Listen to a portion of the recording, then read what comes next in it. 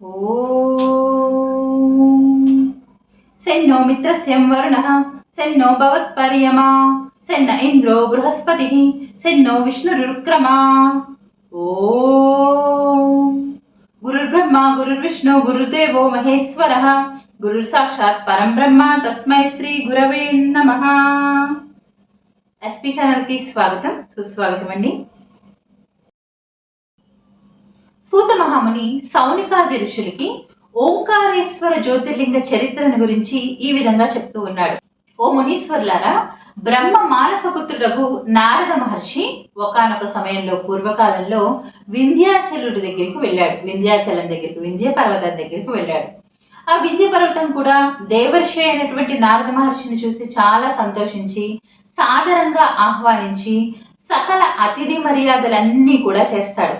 చేసి తన దగ్గర అనేకమైన సంపదలున్నాయని, తనకి తిరుగులేదని ప్రగల్భపు వచనాలు పలుకుతాడు. గర్వంతో మాట్లాడతాడు. సరే, నారద మహర్షి ఆ వచనాలన్నింటినీ కూడా విని ఇతడికి అహంకారం చాలా ఉంది. ఈ అహంకారాన్ని నశింప చేయటానికి ఏం చెయ్యాలా అని ఆలోచిస్తూ ఉంటాడు. సరే, తన గురించి గొప్పలు చెప్పుకున్న నారద మహర్షి మాట్లాడకుండా అవునని కాదని ఏం చెప్పకుండా ఏంటా ఇలా మెదలకుండా ఊరుకున్నారు అని చెప్పి వింధ్యాచలుడు అడుగుతాడు నారద మహర్షిని. ఓ మహర్షి, మీరెందుకని మౌనంగా ఉన్నారు అని చెప్పి అడగటంతో నారద మహర్షి ఈ విధంగా చెప్తాడు. ఓ వింధ్యాచలుడా, నువ్వు ఎంత గొప్పవాడైనప్పటికీ కూడా, నీ దగ్గర ఎంత సంపదలు ఉన్నప్పటికీ కూడా దేవతలందరూ కూడా మేరు పర్వతాన్నే గొప్ప పర్వతంగా ప్రశంసిస్తూ ఉంటారు. కాబట్టి నీవు మేరు పర్వతం కంటే గొప్పవాడివి మాత్రం కాదు అని చెప్పి నారద మహర్షి చెప్పటంతో వింధ్యాచలుడు చింతించి, అయ్యో, నేను మేరు పర్వతం కన్నా తక్కువ వాడినా? లేదు లేదు, మేరు పర్వతం కంటే నేనే గొప్పవాడిని అవ్వాలి అని చెప్పి భావించి పరమేశ్వరుడి కోసం తపస్సు చేయటం మొదలు పెడతాడు. ఓంకారం అనే ఒక మంత్రాన్ని రాసి దాని మీద ఒక పార్థివ లింగాన్ని సృష్టించి విధి విధానంగా చేయవలసిన విధంగా శివ పూజని ఎంతో జాగ్రత్తగా, ఎంతో భక్తి శ్రద్ధలతో చేస్తాడు. అలా 6 నెలలు శివ పూజ చేయగానే పరమేశ్వరుడు ప్రత్యక్షమవుతాడు. పరమేశ్వరుడు ప్రత్యక్షమై, నాయన వింధ్యాచల, ఇంత కఠోరమైనటువంటి దీక్షతోటి నా కోసం తపస్సు చేశావు, నీకేం వరం కావాలో కోరుకో, నేను ఇస్తాను అని చెప్పి అడగటంతో వింధ్యాచలుడు పరమేశ్వరుణ్ణి చూసి పులకితుడై ఆయనకి నమస్కరించి అనేక విధాలుగా ఆయన్ని ప్రార్థించి స్తుతించి తను ఇష్టం వచ్చినట్లుగా తనకి నచ్చిన రీతిలో ఎదిగేటటువంటి వరాన్ని కోరుకుంటాడు. తనకి నచ్చినట్లుగా, నచ్చినంత ఎత్తుకు ఎదిగే వరాన్ని కోరుకుంటాడు. పరమేశ్వరుడు కూడా భక్తసులభుడు అవటంతో వింధ్యాచలానికి ఆ వరాన్ని ఇచ్చేస్తాడు. పరమేశ్వరుడు ఎప్పుడైతే ప్రత్యక్షమయ్యాడో దేవతలు, ఋషీశ్వరులు, మునీశ్వరులు, నారదుడు మొదలైన వాళ్ళంతా కూడా అక్కడికి వచ్చేసి ఆ పరమేశ్వరుని, ఆదిదేవుణ్ణి అనేక విధాలుగా స్తుతించి వాళ్ళంతా కూడా పరమేశ్వరుని ప్రార్థిస్తారు.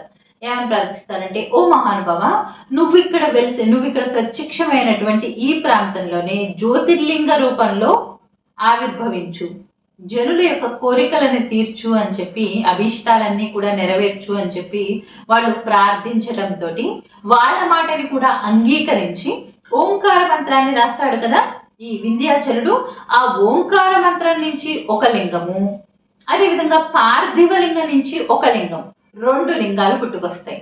ఓంకార మంత్రం నుంచి పుట్టింది కాబట్టి ఓంకారేశ్వరుడు అనే పేరుతో, పార్థివ లింగం నుంచి పుట్టింది కాబట్టి అమరేశ్వరుడు అనే పేరుతో ఓంకార క్షేత్రంలోనే జ్యోతిర్లింగంగానే 2 రూపాలుగా ఉంటాడు పరమేశ్వరుడు. నర్మదా నది తీరాన ఉంటుంది ఈ క్షేత్రము. నర్మదా నదికి యువతలి వైపున అమరేశ్వరుడు అనే పేరుతో ఉంటాడు. నర్మదా నదికి అవతల వైపున ఓంకారేశ్వరుడు అనే పేరుతో ఉంటాడు. 2 కూడా జ్యోతిర్లింగ క్షేత్రంలో, ఓంకారేశ్వర క్షేత్రంలో భాగాలే. 2 కూడా జ్యోతిర్లింగ రూపాలే. ఓంకార క్షేత్రానికి వెళ్ళిన వాళ్ళంతా కూడా తప్పకుండా ఈ 2 క్షేత్రాలని దర్శించాలి. ఈ అవతల వైపు స్వామిని ఓంకారేశ్వరుడు అని పిలుస్తారు. యువతల వైపు స్వామి, నర్మదా నదికి యువతల వైపు ఉన్న స్వామిని అక్కడ మమలేశ్వరుడు అని ఉంటుంది, కానీ అది కాదు, అమరేశ్వరుడు లేదా అమలేశ్వరుడు. సంస్కృతంలో రాఖీ లాకి అభేదం ఉంటుంది. ఆ ప్రకారంగా అమరేశ్వరుడు లేదా అమలేశ్వరుడు అనే పేరుతో పిలువబడతాడు. ఈ పరమేశ్వరుని గనక దర్శించినట్లయితే మనం కోరుకున్న కోరికలన్నీ కూడా నెరవేరుతాయి. ఎంతటి ఘోర పాపాలు మనం చేస్తున్నప్పటికీ కూడా ఆ పాపాలన్నీ కూడా తొలగిపోతాయి. మన వెనుక ఉన్న పాపాలన్నీ కూడా తొలగిపోతాయి. దేవతలే ఆ క్షేత్రాన్ని దర్శించి పరమేశ్వరుణ్ణి స్తుతిస్తూ పరమేశ్వరుడి యొక్క అనుగ్రహం తర్వాత తమ తమ స్థానానికి వెళ్ళారు. ఇది ఓంకారేశ్వర క్షేత్ర చరిత్ర అండి. ఆ తర్వాత జ్యోతిర్లింగ విశేషాలని తర్వాత భాగాల్లో తెలుసుకుందాం. మీకు ఈ వీడియో నచ్చినట్లయితే లైక్ చేయండి, షేర్ చేయండి, మా ఛానల్ సబ్స్క్రైబ్ చేయండి. ధన్యవాదాలండి. నమస్కారం.